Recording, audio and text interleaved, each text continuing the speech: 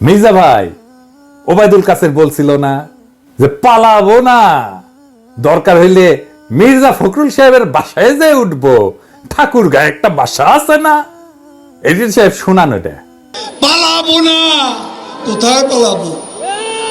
পালাবো না, প্রয়োজনে ফখরুল সাহেবের বাসায় গিয়ে উঠবো। কি জায়গা দেবেন? না হলে ঠাকুর গায়ের বাড়ি আছে না, ওই বাড়িতে গিয়ে উঠবো। আমার ধারণা ওই কাউয়া কাদের কাউয়া কাউয়া ও কাউয়া সাউন্ড দেন, মনে হয়েছে কাউয়ার সাউন্ড দেন। হ্যাঁ আরো জোরে দেন। হয়েছে। আমার ধারণা ওই কাউয়া মরিছে, মইরা ভূত হইছে, ভূত হইয়া মির্জা ফখরুলের কাদের চাপিছে, ওর বাসাত না, ওর কাদের চাপিছে। মির্জা ফখরুল আর এক কাউয়া হচ্ছে। ফাইনালি বিএনপি বলি, আপনারা তো ক্ষমতা নেবেন তাই না, ক্ষমতা যাবেন সে আশাত আছেন। আমরা বিজনেসে একটা অ্যানালাইসিস করি, ভুকা বলে, ভুকা, BUCA মানে জানেন না?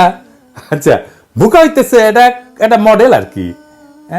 সেটা হইতেছে যে কোনো প্রতিষ্ঠান বা যে কোনো কার্যক্রম পরিচালনার ক্ষেত্রটা অস্থিতিশীল এবং সবসময় জটিল পরিবেশের মধ্যে থাকে। ভুকা শব্দটা একটা বিশেষ বৈশিষ্ট্যের প্রতিনিধিত্ব করে আর কি। ভিতে হচ্ছে ভোলাটিলিটি, অস্থিতিশীলতা। ইউতে হইতেছে আনসার্টেনিটি মানে অনিশ্চয়তা, ভবিষ্যতের ঘটনা বা ফলাফল সম্পর্কে অস্পষ্টতা। সিতে হচ্ছে কমপ্লেক্সিটি মানে জটিলতা, আমরা তো জানি।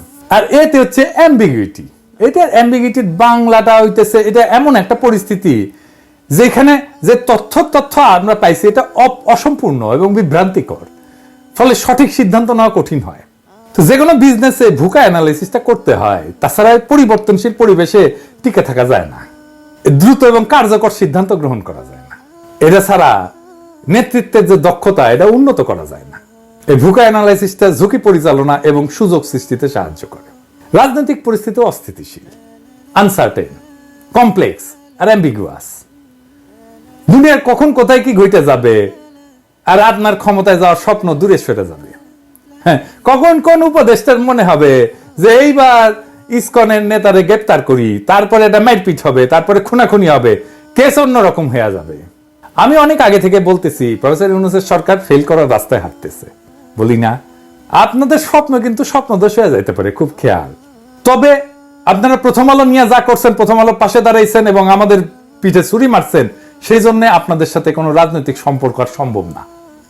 আমি প্রথম আলো ডেইলি স্টারের সাথে যারা লতকালতকি করে তাদেরকে এলাই বা সহযোদ্ধা মনে করি না, তাই গুড লাক। আমার দর্শকদের বলি, ভয় পাবেন না, দেশের সামনে সংকট আছে, কিন্তু আমরা একসাথে পাহাড়ের মতো অটল দাঁড়ায় থাকবো মাতৃভূমির রক্ষায়। ফ্যাসিবাদ কোন রাজনৈতিক দল তাড়ায় নাই, ছাত্র জনতা তাড়াইছে। রাজনৈতিক দল ঈদের পরের আন্দোলন দিয়া আমাদের একের পর এক বছর কাইরা নিছে। এই ছাত্র জনতা দেশকে রক্ষা করবে। রাজনৈতিক দলের কাছে দেশের নিজের ভাগ্যকে আমরা বন্ধক দেব না। নির্ভয়ে থাকেন, জিন্দা থাকতে দেশের কোনো ক্ষতি হইতে দেব না। জিন্দা থাকতে বাংলাদেশে আওয়ামী লীগকে পুনর্বাসিত হইতে দেব না। জিন্দা থাকতে বাংলাদেশে আবারও ভারতীয় আধিপত্য চালাইতে দেব না। জিন্দা থাকতে বিপ্লবকে ব্যর্থ হইতে দেব না। জিন্দা না থাকলে কোটি কোটি পিনাকি, কোটি কোটি ইলিয়াসেরা জন্ম নেবে, কোটি কোটি আপনাদের মতো বীরেরা জন্ম নেবে। এই দেশে শুধু ভীরুরাই জন্মায় না, বীরেরাও জন্মায়। ভয় পাইবেন না, আখেরে আমরা বিজয়ী হব। ইনকিলাব জিন্দাবাদ।